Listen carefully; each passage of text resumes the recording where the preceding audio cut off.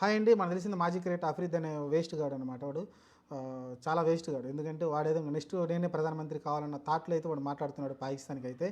ఆహ్, కూర్చొని చర్చలు జరపాలంటే ఏం చర్చలు జరపాలి? ఇప్పటి వరకు వాళ్ళ పాకిస్తాన్‌లో ఇప్పటికైనా ఏమన్నా దాడులు జరిగితే ఇండియన్స్ వచ్చి దాడులు చేశారని ఎక్కడైనా నిరూపితమైందా? లేదు. ఇప్పటివరకు మన దేశానికి వచ్చి ఎన్ని సార్లు దాడి జరిగిందో వాళ్ళందరూ కూడా పాకిస్తానీలు. పాకిస్తాన్‌లో పుట్టి పెరిగిన ఏంటంటే చాలా సార్లు రుజువు కూడా అయింది. వాడొచ్చి ఇప్పుడొచ్చి మళ్ళీ చర్చలు చేయంటాడు. ఎన్ని సార్లు ఏం చర్చలు చేస్తారు చెప్పండి, నాకు అర్థం కాదు. కాబట్టి నిరూపిత అంటే ఆధారం లేని విషయాలు మాట్లాడుతున్నారంటున్నారు. చెప్పండి ఇప్పుడు, ఎందుకంటే వాళ్ళు ఇక్కడికి వచ్చి ఇక్కడ ఉన్న ఇండియన్స్ ముస్లిమ్స్ని కూడా చెడగొట్టి అక్కడ ప్రోద్బలంతోటి వాళ్ళనైతే చంపడం చూసాం. అక్కడ వెళ్ళి ఇబ్బంది పడి చాలా క్రూరంగా చంపిన వాళ్ళ భర్తలు వాళ్ళ భార్యలు వచ్చి బయటకు వచ్చి స్వచ్ఛంగా చెప్తున్నారు ఏంటి, హిందువులు అయితేనే చంపారని. అంటే ఇండియాలో హిందువు అనేవాడు బతకకుండా చేయాలని వాళ్ళ ఉద్దేశం. ఎన్ని కోట్ల మందిని చంపుతారు? ముస్లింలు ఎంతమంది ఉన్నారు ఇండియాలో? ఒక ఇండియా మొత్తాన్ని ముస్లిం దేశం మార్చాలంటే వాళ్ళ తాత ముత్తాతల వల్ల కాలేదు, వాళ్ళ ముత్తాతల వల్ల కూడా కాలేదు. ఇది అందరూ తెలిసిన విషయమే. బాబర్లు, అక్బర్లు ఎంతమంది వచ్చారు? ఔరంగజేబు లాంటి వాళ్ళు ఎంతమంది వచ్చారు? వాళ్ళందరూ ఎటుపోయారు? బ్రిటిష్ వాడు వచ్చాడు, క్రిస్టియన్ దేశంగా మార్చాలనుకున్నాడు, అయిందా? ఎవడి వల్ల కాలే. కాబట్టి ఇంకా ముందు కూడా కాదు. ఈ భూమి బతికున్నంతకాలం భారతదేశంలో హిందువులు అనేవాళ్ళు శాశ్వతం, వాళ్ళదే ఆధిపత్యం ఉంటుంది తప్ప వేరే దేవుడు ఉండదు.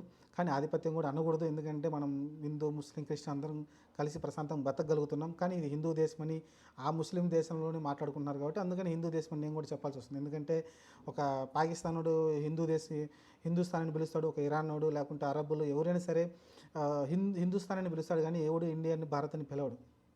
కాబట్టి అప్పుడు హిందూ దేశంగానే మనం అయితే ఉండాల్సి ఉంటుంది. పర్యటించుకుంటే ఒక పని అయిపోతుంది నాకు తెలిసి అసలుకి. కాకపోతే మనది లౌకిక తత్వంతో భిన్నత్వంలో ఏకత్వంగా బతకాలని మన రాజ్యాంగం రాసుకున్నాం కాబట్టి సరే, ముస్లిమ్స్ కూడా మనతో పాటు కలిసి ఉన్నారు. ఈ దేశం కోసం చాలామంది త్యాగాలు చేశారు, ఉన్నారు, ముస్లిమ్స్ కూడా ఉన్నారు. కాబట్టి మనందరం కలిసి బతుకుతున్నాం ఇక్కడ.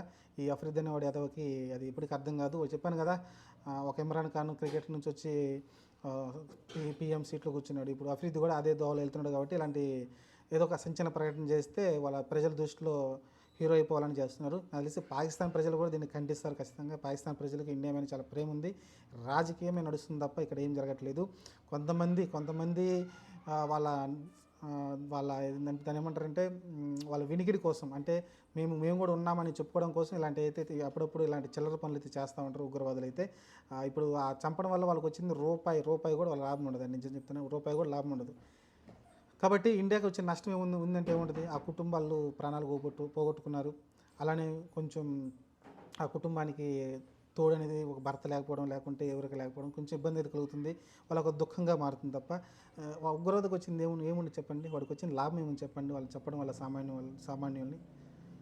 కాబట్టి ఇది ఇంతకుముందు ఉగ్రవాదం అనేది ఒక స్టేజ్లో ఉండేది. ఇప్పుడు ఉగ్రవాదం అనేది వేరే స్టేజ్కి మారిపోతుందండి. కాబట్టి గవర్నమెంట్ కూడా ఇప్పుడు ఏం చేయాలంటే మనం ఏదో చేతులు ముడుచుకొని కూర్చొని అని ఉండకూడదు.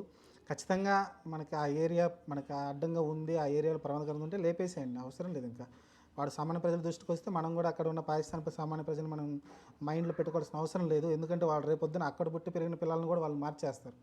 కాబట్టి ఇప్పుడే వేలతో సహా పీకేయాల్సి ఉంటుంది. కాబట్టి కొంచెం చేస్తే బాగుంటుంది. లేకుంటే ఇలాంటి అఫ్రీద్ లాంటి వాళ్ళు నా కొడుకులు మళ్ళీ ఆ దేశానికి పీఎం అయ్యి మళ్ళీ లేకుంటే ప్రధానమంత్రి అయ్యి మళ్ళీ మన ఇండియా పైనే అక్కసు వెలగొక్కుతూ ఉంటారు. కాబట్టి అలాంటి ఛాన్స్ ఇవ్వకుండా ఇప్పటి నుంచే వేర్లతో సహా పీకేయాల్సి ఉంటుంది.